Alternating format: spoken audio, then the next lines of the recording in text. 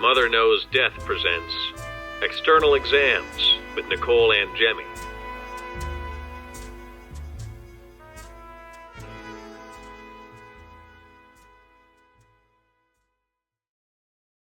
Hi everyone, welcome to this week's external exam on Mother Knows Death. Sheila Marie is a world-renowned forensic medium who has made a significant impact in the field of criminal investigations, both nationally and internationally.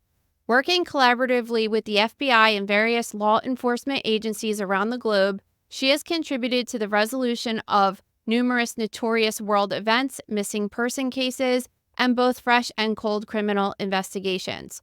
Her remarkable abilities have successfully connected agencies and families with valuable data, landmarks, maps, and guidance. Today, she is credited with resolving 400 high-profile criminal cases, leaving an indelible mark on the world of forensic investigation. Hi, Sheila. Welcome to Mother Knows Death. Thanks for being here today. Thank you. Namaste. All right, so before we get started with anything, I just want to know if you could explain to us exactly what a medium is, because I don't know if I 100% understand, and maybe other people don't either. Well, you know what? I never did either. I'm like the biggest skeptic there was, and I didn't believe in anything like this either. So basically, everybody is intuitive, correct? Everybody has intuition about them, and which we call our psyche. Okay, so everyone is a medium. It's just a matter of tapping into it, and it's a vibration. So basically, a medium is one who channels. And sometimes we channel other dimensions. We channel people who have passed. And the difference between a psychic and a medium is mediums connect and they speak back and forth with another dimension. So I can have conversation. Whereas a psychic may receive visions, but there's not a direct conversation. You see what I'm saying? Okay. So it's just a little bit of a vibration switch. Every medium is psychic. Every psychic can be a medium. Every person is intuitive. Every person can be a psychic and a medium. It's part of who we are. I call it our inner light dimension, our inner light connection, you know? So it's like another sense in our body. So we have all these, we have our respiratory system, this and that. We have our inner light system as well. And that's part of who we are. We're souls. We're connected to the universe. We're connected to vibration and energy, and it's who we are. So as far as like mediums and psychic, when I realized that like I was able to do all this stuff, and I said to myself, oh my God, I don't want to be called a psychic. People are going to judge me, right? Because I was totally not New Age at all. I was Roman Catholic, 300%, and I didn't want to go to hell if I did something like this, you know? So, but for marketing purposes, unfortunately, I did have to market myself as a psychic.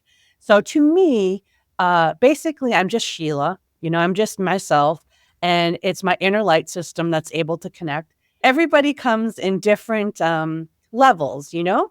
For me, when I was 11 years old, I'm from a policing family, and my dad was he was a self-hypnotist on the side. He was also a police officer and chief of police, and he used to get me into a meditative state, kind of like he was treating me like a guinea pig so he could teach classes. And so I would get into a meditative state at a very young age. So when it came for me to learn how to meditate later on in life, I was very relaxed in it. So I trusted my higher power. I trusted the connection. So my fear wasn't blocking the connection. So it helped me to relax more. I forget where I was going with this, but anyways, I believe that everyone comes at different levels. So you might have a pre-beginner, you might have a semi-pro football, you might have a Beethoven, you know? So it's the same thing with your inner light connection. It depends where you are in your life and how you can connect. And is everybody able to be a professional? Absolutely, with practice, you know?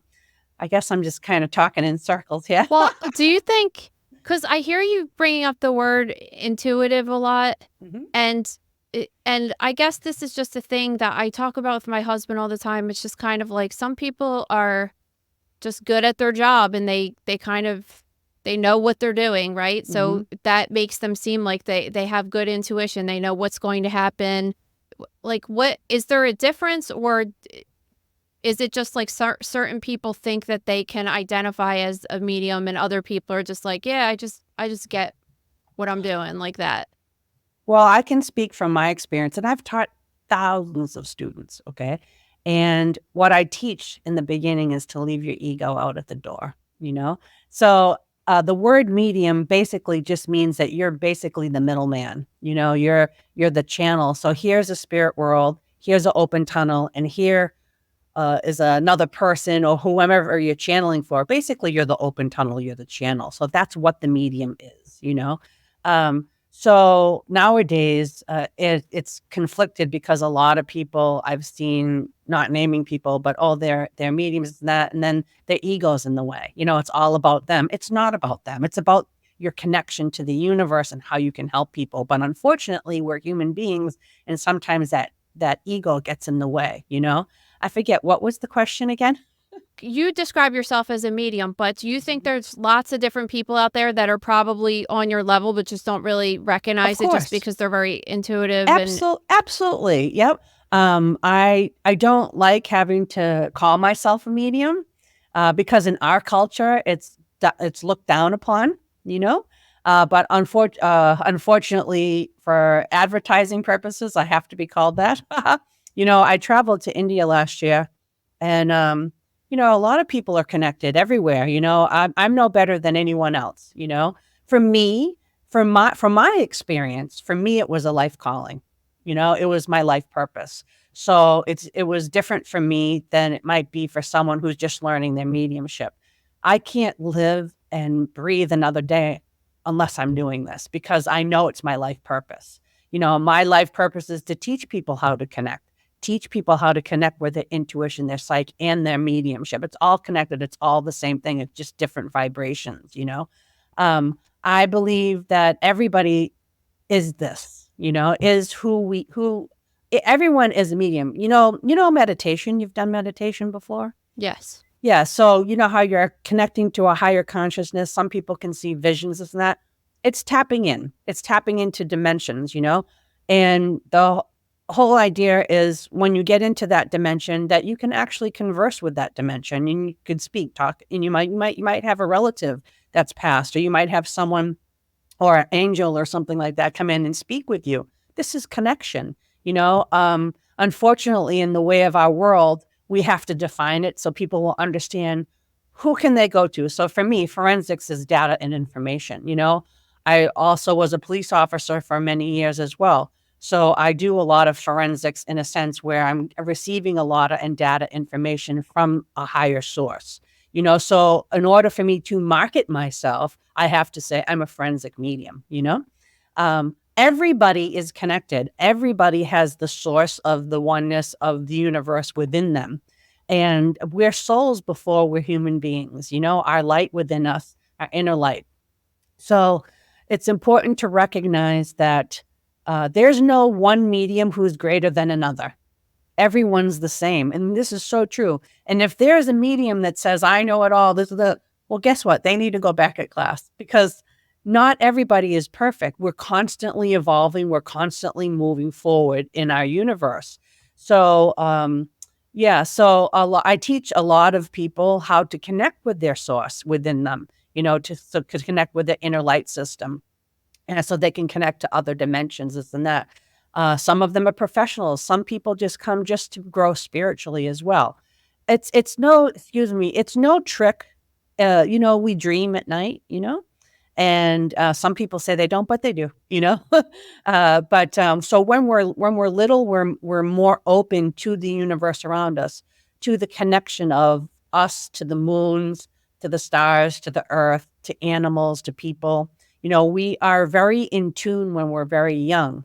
And we lose that because what happens is we start to block that connection, we block that connection through fear and mistrust. So what I do in my classes is I try to get everyone back to unblock the fear, unblock the trust, have faith in their higher power and their existence, their higher consciousness. And once we can do that, I can tap you into the source within you so you can use that intuition in your work. No matter what you do, you don't have to be a medium or a psychic to tap into your intuition. It's who you are, and you can use it in any part of your life, in your relationships, in your work, whatever that may be. So basically, they actually tap into a meditative state and receive Tesla, images and information from higher beings, from higher dimensions to help us along in this world. So we have to remember that we're souls first. These bodies are just our astronaut suits, and we're here on a journey. Our journey is a learning place that we're at. Nothing's always perfect here, and that's part of our learning process. The universe is always working for you, even when it's working against you. So it's just really important to know that when it comes to the definition of medium and psychic, it really doesn't define who you are as a person. It's just a part of your being that you can develop. Before you became a medium, you were, like you said, you were in law enforcement. You were a police officer for 15 years, which is Yes. it's a long time. It's a long career. What made you get interested in law enforcement? Yeah, it's funny. Well, my dad was a police officer, and my uncle and my godfather. So I come from a policing family, and that's how I began my policing career, because it was just normal to become police. And so during that time, I actually laid the foundation. Well, I didn't realize it, because people are like, Sheila, why do you want to be a police officer? You're too nice. You're this. I'm thinking, I don't know. Why not? Right? I need to pay my bills. Yeah. Little did I know that the spirit world was laying a foundation for me, which was more to come later on in my life. And so I don't regret being a police officer. I actually learned a lot that I use in my job now, my career, I should say now. And it helped me lay it. It's really interesting, because if you think about your life, and everybody goes through this, the universe is always laying the foundation for what's coming eventually and what you can use it as. So basically, during this policing time, I was adding two tools to my tool belt that later on I use, and I used as well then. I didn't stay forever in policing, because in my heart, I always wanted to be a mom. I wanted to be a stay-at-home mom. So when I had children, I left because I wanted to be home with my kids. Well, lo and behold, that's when the mediumship career began, and I was not expecting that at all. My sister-in-law, it's really funny. My sister-in-law, I had something happen to me. Do you want me to tell you or no? Yeah, sure. Yeah, sure. So I was in my bedroom, and my daughter was with me. She was about 2 years old, and all of a sudden it was raining out, and I said to my sister-in-law, "Hey, is it raining at your house?" And she's like, "No." I'm like, "Oh, that's weird." So I heard rain. It was like lightning, and then I shut the window. I'm like, and I'm sitting on my bed, and there's like a bathroom door at the end of my bed.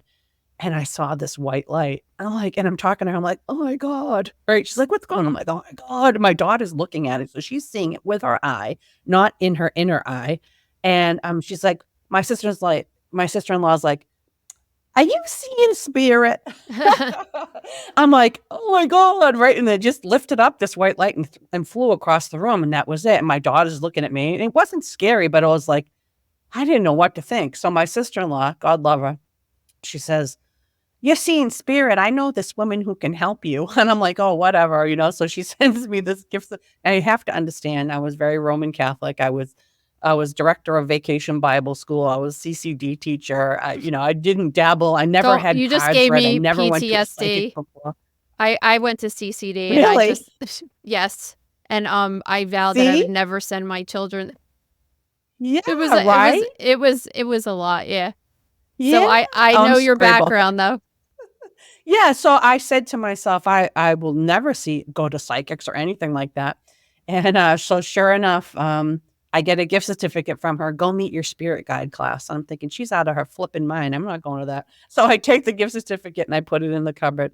a year later, I said, I better go to that because I don't want to deal with the wrath of my Italian sister-in-law, right? So I went to the class and I get in. I was so nervous. I'm thinking, what am I doing here? I didn't tell anyone I was going because I was in a new age store and I'm like, I don't do new age, And so I went in there and the teacher takes us on a meditation. I said, oh, I know how to do this. I used to do this with my father all the time. So I sat in there and we got to a vibration and all of a sudden everything started happening and I wasn't creating it subconsciously in my mind or thinking it. And I said, whoa, what is this? This is real. And I'm not a bad person. I'm not a dark person or anything. So I kept on praying in class. I said, okay, Jesus and Mary, if I'm not supposed to see anything, don't let me see anything. And you know what happened? I saw more because I trusted my higher power. And so thus that began my interaction with mediumship. And then I started taking classes and I developed it from there. Little did I know that I would be doing this at all. It wasn't anything I had planned. But once I realized that I was able to connect, and I said to myself, I have to do this. I came home. I told my husband, I have to do this. He's like, what? I go medium. She goes, what the hell is that?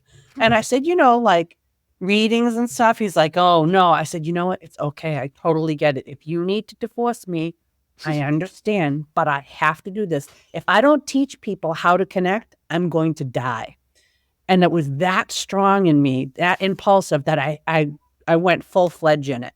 And that's how I got into mediumship, and I was in my early 30s. It was not anything that I wanted to do or anything, So, yeah, so that's how it happened for me. And how can being a medium help in the field of forensics, like specifically?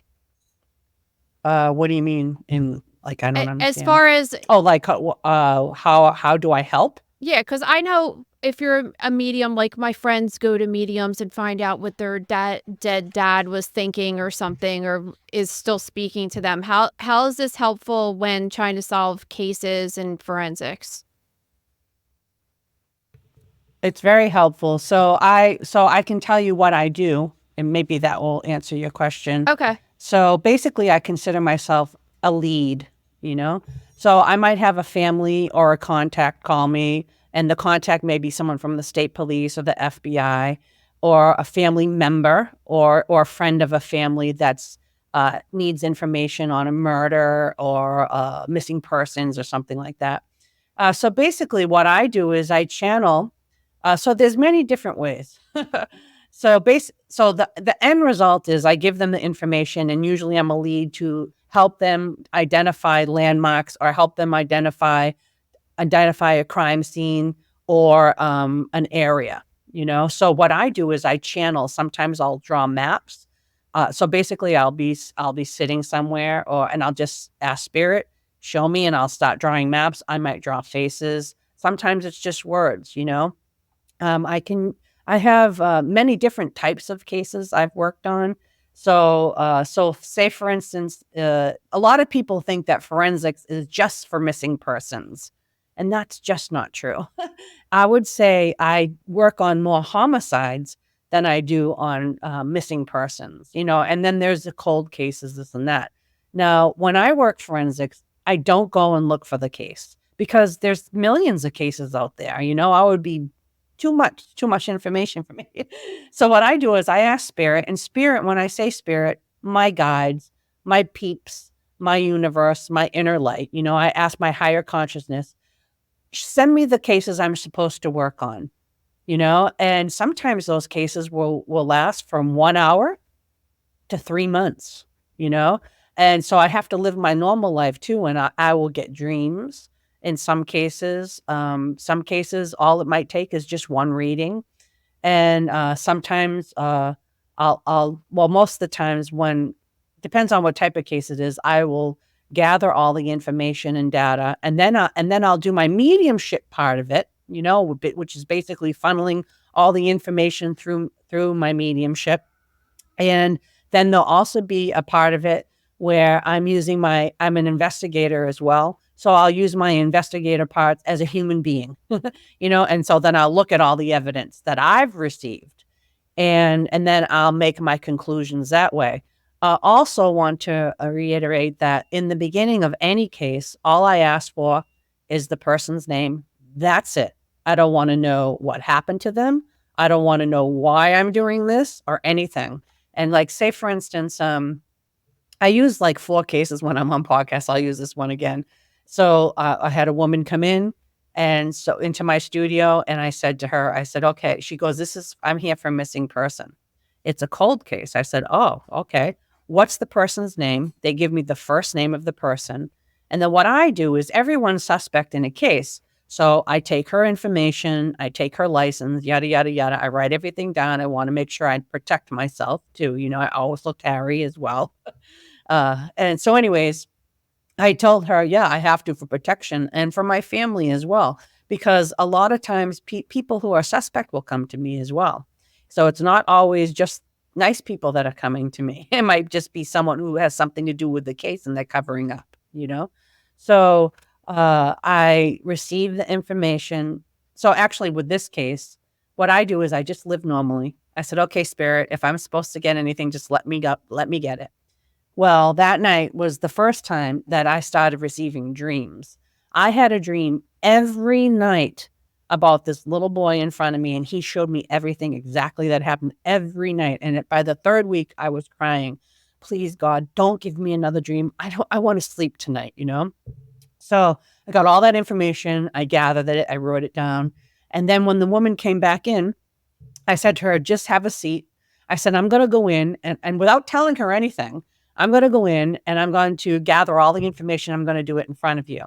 So I'm gathering information. I'm writing everything down. I'm drawing maps, this and that. I'm drawing faces for 2 hours. And I told her the information and showed her, and she's crying. So she's understanding everything. I said, okay, that's not it. Let me get the other 2 weeks that I just got in dreams. So basically, everything we needed was there. It was amazing. And then I ended up working with the missing persons unit in New York City. And they said to me, here's a lineup. There's 3 of them. Which one is it? And I said, it's that guy, 300%. They're like, no, it can't be. I'm like, it is. I saw him in my dream. I'm telling you it's him. And I drew his picture. Well, turns out that this person, he was already serving time for something else, and his time was coming out. And so they brought it to his attention, and they got a confession out of him. 39 years later. Okay. Oh, wow. And so he's serving, So as far as serving time, forever. And so as far as when it comes down to cases, I don't talk about specific cases, this and that, because I have, this is real. A lot of people, I've had TV programs come to me before and say, oh, well, we want to know every case. I'm like, no. It's called disclosure. It's safety for me, for my family, for the people involved. This is real. This isn't TV. You know what I mean? This isn't fake. I get so angry. I'm like, no. I'm like, do you not understand that this is real and it's very dark? I don't want to go there. That's not who I am. I'm here to help people, and I will help anyone that needs the help. I'll do a lot of pro bono. I don't do it for the money. Do I need the money sometimes? Sure. I'll ask for a tip, but my thing is I love to teach. I love to teach people how to connect. I want everyone to learn how to connect. I have a lot of professional mediums that come to me that want to learn the forensics, and I love mentoring them as well. And sometimes I'll mentor for a year or 2, and thank God to the internet, I'm able to do that online, because they're all over the world, So I do that. My passion is teaching, and that was my calling in the beginning, is to teach people. So I've worked on several different cases, and I'm known as what they call the medium with integrity, and I guess it's because, I'm not here for myself. It's not about me. People like, why don't you advertise? I'm like, my cases. I'm like, no, I go, why would I want to, it's not about me. It's about helping people, So when I wrote this book, Forensic Medium, The Power of the Unseen, a lot of people says, oh, there's only a couple cases in there. Are they real cases? I said, well, they're cases, but they're not real names. They're mocked a little bit to protect people for disclosure, And I said, but the reason why I wrote wrote the book was because I want to teach people how to connect to the inner light. It's your God-given right. It's your universal right to know how you work. You know what I mean? And that's why there's 5 meditations in there and teaches you about connection and quantum physics and the string theory and stuff like that, because it's all about connection ultimately when it comes down to it, and people use it every day, and you can use it to your benefit. A lot of famous people use it every day now, and it's something, we're always in search of looking for more in our lives. Why can't I find love in my life? Well, everything you need is already within you. Okay. And that love that you're searching for is the connection to the universe. It's the highest vibration of love frequency there is. Let me tell you, I'm what they call an energy junkie. And I live to connect, because every time I do, I can feel the sensation of true love. And it's wonderful, and I don't expect any other being to give me that, because I know I'm going to get that from my inner light system, my higher consciousness. So a lot of the times, everything that we're searching, people will say to me, well, geez, I have 5 houses. I'm a billionaire. I'm this and that. And making all these deals. I have a lot of people who call me about their business too. And they want to know what I see, and, but they're not happy because they're not connecting. They're not connecting to the inner soul, the inner light, In so many different religions, we practice this connection. We practice that when we die, we go to heaven, but that's it, and that's sad. You know what I mean? Because it's infinite. Our connection is infinite. That's why I love India so much, is because they practice this every day. The bindi, that's basically the third eye. Over there, I'm a goddess. In the United States, I'm a witch. So it truly is just being honorable to yourself and getting to know who you are. And you can always tap into this. And people will say, well, I'm psychic. Well, it's really funny when I do workshops and retreats. And the first thing I do is I say, leave your ego at the door. Nobody here is better than anybody else, especially when it comes to, some people might be more advanced in their psychic connection, because only reason being is because they learn to unblock the fear. They learn to have faith, and they learn to trust their higher power. Okay. And also they learn how not to think. So a lot of times when you're in, you say to yourself, oh my God, am I thinking that? Am I creating that? Am I subconsciously thinking that? Or is the universe showing me this? So I teach you how to do that so you can get a clear picture from the universe, Do you have any skeptics when it comes to this? Because I know myself and people that I've worked with have been around so many dead people, my mentors and everything, and none of us have had a personal experience with a spirit. It's something that we talk about. And guess what? You know what? I never did either. So, when you saw the light, though, you said I was thinking to myself, I thought about it later on. I said, I don't even think that was a spirit. I think it was some type of energy ball or alien or something, because it came from the sky. Think about it. It broke the atmosphere. It made lightning, right? And I was able to visually see it, and it was energy. And I'm thinking that was either a lightning ball or it was an alien. You know what I mean?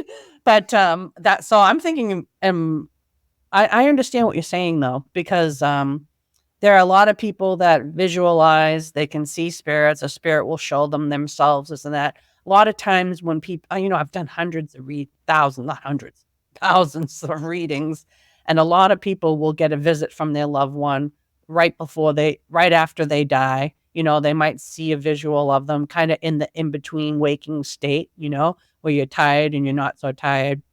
Or I find that happens a lot. But it doesn't mean that you're not connecting. It doesn't mean that you're not able to connect, because a lot of the information I get is in my inner light system. So it's here in this room, but I'm seeing it in not my mind. I guess they call it your mind's eye, so I see a lot that way. You know what I mean?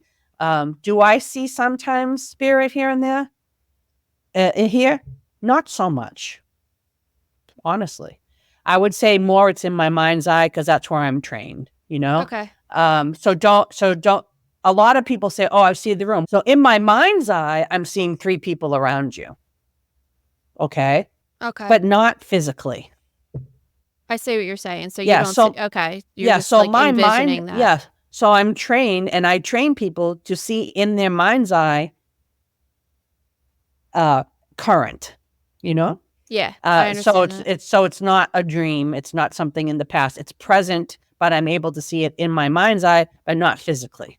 Oh, okay. That makes sense. Mm-hmm. So speaking of, you were talking about earlier about TV and like how you don't want to kind of sensationalize these cases that you work on.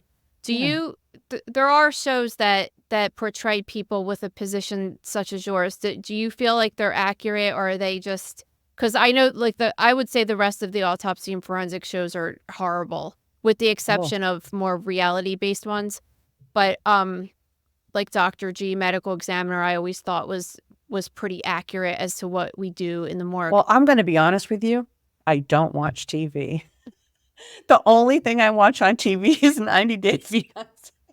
Swear to God, I'm not Well, that's a kidding good you. choice if you're going to pick anything. Yeah, I guess. love reality TV. I don't watch any crime shows. I don't watch the news on purpose, because if there's something that's going to be going on, sometimes the work I do is not just someone being murdered, it's global stuff. I You see what understand I'm that. saying? Yeah. So I don't watch TV. Like, all I have now is the Roku. But before, my husband would have, my ex-husband, I would say now, but he would always have the television on. I'm like, don't tell me. I don't want to hear nothing. I just don't want to know. But as far as what I hear, because clients and students will tell me, and I'll just say, you know what? I don't know, but I do know, because in the past, I've had a production company follow me, and they did like a reel on me and stuff like that. And they asked me, how do I want to be portrayed? And at the time, they portrayed me in an environment as the forensic medium. I was out in the field working on a cold case, and that's fine. And I understand a lot of the things that they do in TV is for ratings, because that's how the TV programs work. If they don't have good ratings, if they can't capture the audience eyes each week, then they're not going to do well. You know what I mean? As far as me, I can only speak from my experience. And I can tell you that my experience is very different than most common mediums and psychics, because I used to work with an assistant in the beginning, and now I've taught myself to work by myself without having anyone being there to help me to connect, to get the information. But I always bring someone out with me, so make sure that I'm safe. And usually they'll drive and stuff, and just so I can stay connected, if I have to go to a case. A lot of stuff I get online and I just do right from wherever I'm at, for me, I'm not sure how those people have been portrayed, I don't know, because I don't really watch stuff like that.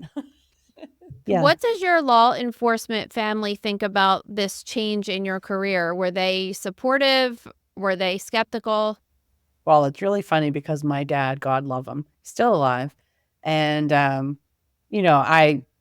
many years ago when he was doing self-hypnotism, he had his own business, but he also was a police officer, and he had to choose, did he want to go full-blown in being a police officer, or do the self? So he got rid of the hypnotist business, and then he became chief of police. You know what I mean? My family is always supportive of me as long as I'm doing good, and in the beginning, they're thinking, oh, my Nana, she was so funny. God love her. God rest her soul, I should say. Before she passed, she said she heard that I was taking classes, and I didn't tell anyone, because being in a political family, as being a police officer is political, and I wasn't just dealing with one police department. I was dealing with 3 or 4, because my husband was a cop, I was a cop, my father was a cop, my uncle was a cop. So it's the whole range, judgment is big time. I didn't want anyone to know what I did. So like on Sundays, I would go and do my mediumship. And this wasn't forensics at the time. I would go and like just do readings, because it's a process, I noticed as I grew in my mediumship, spirit, meaning the universe, would present new things to me. And I did not search for forensics at all. That actually landed on my lap, you know. But as far as support, I ignored them. I didn't tell them I lived a double life. And then one day I found Babe Ruth's piano. Do you know Babe Ruth? He's a baseball piano. Yeah, of Baseball. course. And well, that news that I was brought out to a pond with a historical society, and they asked me, and I went in and I got nautical marks. 10 minutes later, they found the piano that they had been searching for 30 years. So the whole news went all over the world, and everybody knew that what I was doing, I was devastated. I wanted to die, honestly. I didn't, that was it. My life was over. And it wasn't, of course, online you get all your naysayers, this and that. So I just had to ignore the media, But as far as my police officer friends, they're like, like my husband was active police at the time. And they're like, hey, Mike, did you know that there was going to be a break-in yesterday? Why didn't Sheila tell you? So it came to be comical. But what I found out is people are a lot more open than I had assumed, So I was comfortable with them. I'm like, you know what? And I realized this way. It doesn't matter what they think because I'm helping people. I'm helping families to resolve their inner peace, their bring peace back into their life. I'm helping. So as long as I'm helping, I'm doing good. And if people can't understand that, then that's their problem. You know what I mean? And I was helping that. I'm still helping thousands of people all the time. So I don't care anymore. I did.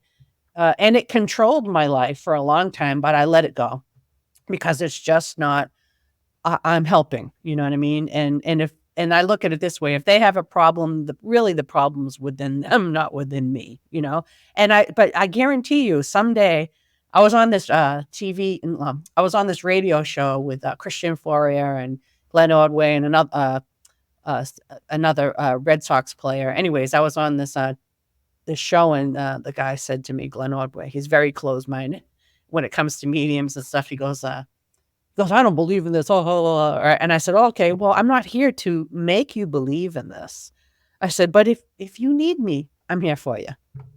I just want to let you know I'm here for you. When it's your time, when you need to speak to someone who's passed because you're not okay with how they passed, or if there's something going on and you need me, like in a murder or something, I'm here for you.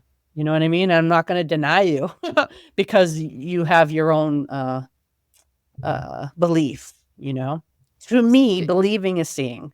So when I was able to do this, putting aside witchcraft and all that kind of psychic name that it really has, a bad name, when I'm able to do something and able to see it, then that makes me a believer. That's what made me do this. I call myself an energy junkie because every time I do it, I'm amazed that the people understand what I'm saying and doing. I'm like, you understand that? That's crazy, And my other students like, don't say crazy. It's wonderful. And I'm like, yeah, okay, it's wonderful. But I'm just like, it's amazing to me that you understand what I'm saying and what I'm envisioning. So to me, it's like an adrenaline rush, Is it something that you could turn on? Like if you're at a party and someone comes up to you and just is devastated and is crying and stuff and just says like, I just lost my dad. Can you talk to me? Can you just turn it on like that? Or do you have to be in a certain mindset in order to do that? Well, years ago, I used to have to be in a certain mindset. I would say now it's very easy for me. I can go like that. But I think it's because I've done so many readings and cases that it's it's like stepping up. It step ups your game, I'm able to go in quickly if I need to.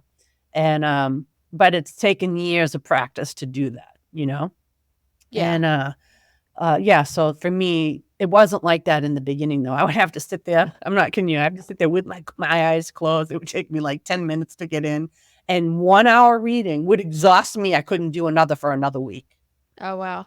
Now I can do 8 to 10 readings a day, an hour at a time, piece of cake.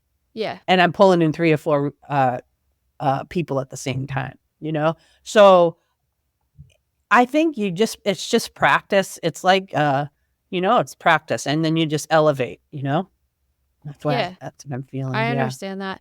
So you wrote a book called The Forensic Medium, The Power of the Unseen. What made Correct. you decide to write this book? Well, I wrote the book basically for workshops and retreats. So people, when they come to my workshop, that they can use this book. It's a book that they can use. There's 5 meditations in it. It also teaches them what I teach in class. It teaches them how to let go of the fear, everything that's blocking you. And it also teaches them about energy as well. So my life purpose is to teach people how to connect. And every person is able to connect. And people will say, "Well, I'm scared." I'm like, "Well, you're not understanding that you're already connected." You're already energy. This is who you are as a being. So why not develop that intuition? It doesn't mean you have to be a medium per se or a psychic. It just means that you should develop who you are because it helps you to grow as well as a person. But I did make the book so people will know me and know the real Sheila, and they can see that in the book that I'm just like them. I'm your regular person who I happened to get this thrown on my lap, and I went with it. You know what I mean? Yeah. And I think I'm really glad that I did. It took me 2 years to write it with a friend of the family's, Bill, BJ Meehan. And he did a great job. I gave him mostly all my information, and he helped me collaborate it and get it together. And it's nice because I just feel that it's everyone's right to know how to connect to the inner light system because it's a major system of who you are and your existence. And you don't have to be a psychic or a medium to do it. Those are more normally people who are psychic and medium. I mean, everyone will say, "Oh my God, this happened to me. Does that mean I'm psychic?" I'm like, everyone's psychic, Yeah. everyone's intuitive. It's just part of one of your inner light. Your inner light system is part of your systems in your body, just like the endocrine system and you know what I mean? So So, you keep talking about like a higher being and things like that. So do you think in order to really be able to do this and find this within you, do you think that there has to be some kind of a religious aspect to it? oh no religion at all. Actually, religion is man-made. So I would say it's spiritual, not religion. So in every religion, there is spirituality in every religion. The parts that are man-made, that man created, like in certain parts of the Bible, the Quran, all different types of books and stuff, that's the part I want to stay away from and just stay in the spiritual side of it because we are spiritual beings. I want to say it's more science-based. You have to remember, we live on a planet. We live on a planet. And people say, "Oh, yeah, we do. This isn't TV. We live on a planet in the solar system." Oh my gosh. And what is the solar system? Energy. It's frequency, it's energy, and we're part of that. And we forget that because we're so socialized. We think we live in our own little primitive world, and we forget that we're much part of a much higher vibration than we know, you know? Is there, and when I say source and I mean the universe, I mean science. Energy is where I'm getting the information. Everything is a vibration. Everything you do now is creating a vibration. And people might say it's an Akashic record, yeah, it's an imprint of your life. And all the imprints of your life are held in science, in vibration, so you can tap into that. I call it the psychic files. We can tap into someone's life, we can pull from that, our higher consciousness, our guides, whoever that is you're talking to, the source, the energy will pull in through that, it's really a lot to do with science, more than religion. Actually, there's nothing really to do with religion. Well, You know? I use the word religion because there's many people that really don't believe that there's anything else that happens after your body dies. Like Right. you're just dead. So you would have to believe that there have to be some belief that there's some kind of existence of you after your body leaves this world. Right. And this is why I say come to class, because seeing is believing.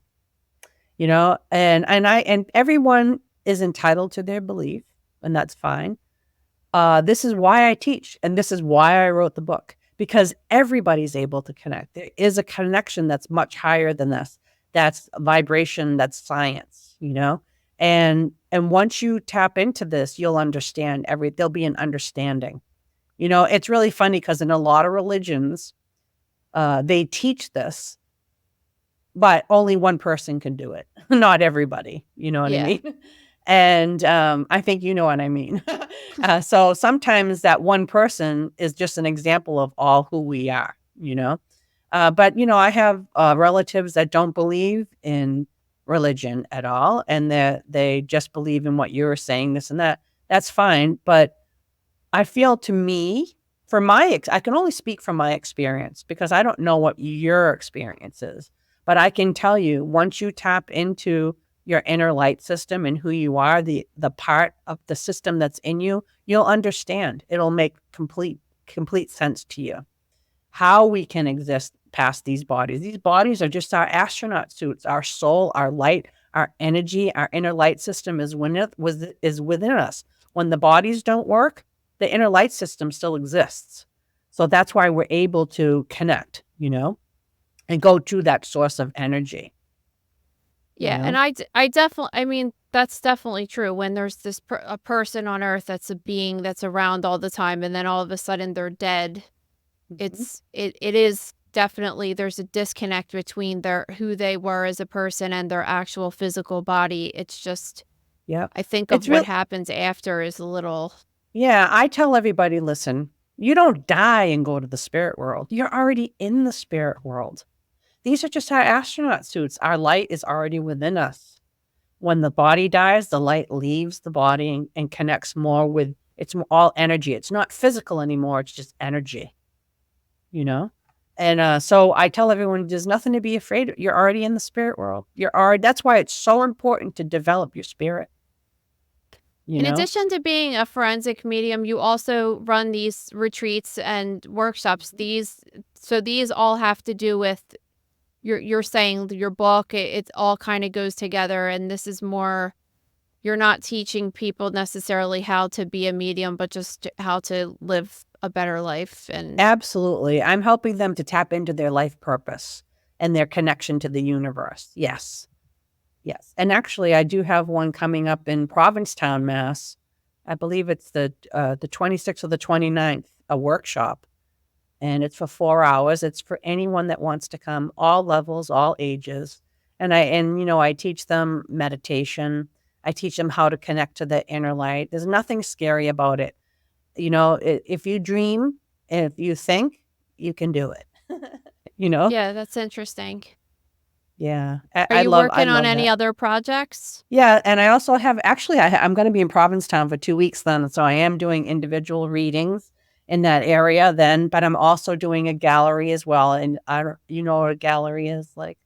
So basically people will come in a room and I'll channel spirit and I'll give people readings in a group setting, and it's kind of like a night out, but it can be really beautiful too. A lot of people will come with their friends and maybe one or two of them will get a reading from me. I don't choose who I read for. I just do it indirectly. So spirit comes through me. So, and it lasts for a couple hours. So I will be having a gallery on the 31st of August and possibly the 1st as well of September. But I want to say it's the 29th or the 26th, the workshop is. And so that's what we're set up right now. That's coming. So it's exciting. Yeah. Provincetown's so cool too. I love Province. My family's from there. I'm 5th generation Provincetown. Oh, that's Portuguese. Cool. Yeah. So it's kind of, I get to go back home and see my family too at the same time. So I'm really happy. Oh, that's awesome. Yeah, it's really cool there. Yeah. All right. Well, thanks so much for being here today. It was really insightful. Thank you. Thank you so much for having me. It was a pleasure to meet you, Nicole. And I wish you well. Okay. Thank you. Oh, you're welcome, darling. Take care. Thank you for listening to Mother Knows Death. As a reminder, my training is as a pathologist assistant. I have a master's level education and specialize in anatomy and pathology education. I am not a doctor and I have not diagnosed or treated anyone, dead or alive, without the assistance of a licensed medical doctor. This show, my website, and social media accounts are designed to educate and inform people based on my experience working in pathology so they can make healthier decisions regarding their life and well-being. Always remember that science is changing every day, and the opinions expressed in this episode are based on my knowledge of those subjects at the time of publication. If you are having a medical problem, have a medical question, or are having a medical emergency, please contact your physician or visit an urgent care center, emergency room, or hospital. Please rate, review, and subscribe to Mother Knows Death on Apple, Spotify, YouTube, or anywhere you get podcasts. Thanks.